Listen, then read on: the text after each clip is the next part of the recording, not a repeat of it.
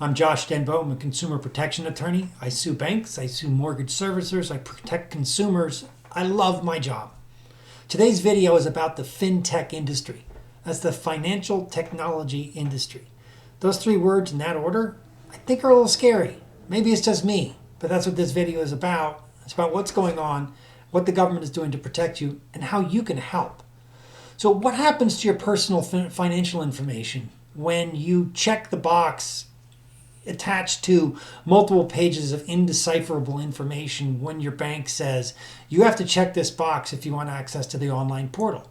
Are you giving your information just to your bank? Does it remain right there? Short answer, no. Once you give up control of your data, your financial institution has the legal right to sell it to anybody else they want with almost no limitation. This is a really, really big problem. And it's a big problem because it's hard to identify unless you really know how the industry works. For instance, you don't have any idea, probably watching this video, that when you went to Bank of America, click the box so you could, deposit your checks online and do all the online programs to make your life easier, you're actually allowing Bank of America to sell your data to anybody who wanted it. You don't want that to happen. You ever wondered why you search the internet for a toaster and all of a sudden you got a billion different people trying to finance toasters for you? That's not the only reason, but that's part of the reason. So this is a bipartisan issue in Congress, and those are rare. So let's run with that, okay? No criticism either party on this one. So at a state conference of state attorneys general, the Consumer Finance Protection Bureau, the CFPB chair, Chopra, said, what is the connection between data and democracy, between data and consumer protection, between data and fair markets? That's at the 30,000 foot level of what's going on, but it's a very well said statement. And so your data is being sold to third parties. It's being abused. And the Consumer Finance Protection Bureau is approaching this problem with new rulemaking, and they need your comments. And your comments matter. And in the information below, I'm going to provide the information you need. I'm going to give the links to the email address, to the website for the government. So ping them. Tell them your concerns. Tell them what's happened to you if you had problems. But just talk about how important this is to you. So the new rules, which are probably not going to come out until 2023 because it takes a long time to draft rules. The new rules are going to limit third-party access of your financial and other data without your specific permission to each of those third parties, okay? And so let me say it again. What that means is third parties, not Bank of America, who you've just given permission to, but anybody else Bank of America could sell your data to, are not going to be allowed to access that data without permission from the owner of the data. That's you and me and everybody you know. So the fintech industry is pushing back. Their position is, oh, you know what?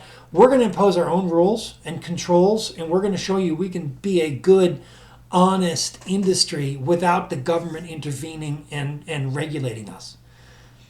Well, first of all, if the fintech industry had done that before the Biden administration dropped the hammer on them and threatened to regulate their misbehavior, they might have some credibility. But they didn't, and they don't. And as a consumer protection attorney, I can tell you that unless there are regulations and controls that allow consumers to sue when their rights are violated, there are no rules. There's no regulation. The government doesn't have time to track all the violations of any industry, which is why the way to control industry is to provide consumers the right to sue for their own damages. I mean, it's just plain and obvious. It's capitalism, red in tooth and claw. Fintech industry, mortgage servicing industry, governed by RESPA. You violate these consumers' rights, they're going to sue you. And so don't. Because if you do business the right way and follow the rules, make as much money as you can. If you cheat, cut corners, steal, then you're going to pay through the nose. That's how we want to use the rights of consumers to sue to create a situation in which the capitalist markets can determine the most efficient and honest players in each industry are the ones that succeed. So we're going to hear a hue and cry from the knuckle draggers in Congress coming up, who are going to say, oh my Lord, it's another government intervention in our private personal lives. You're going to hear it. It's already come out.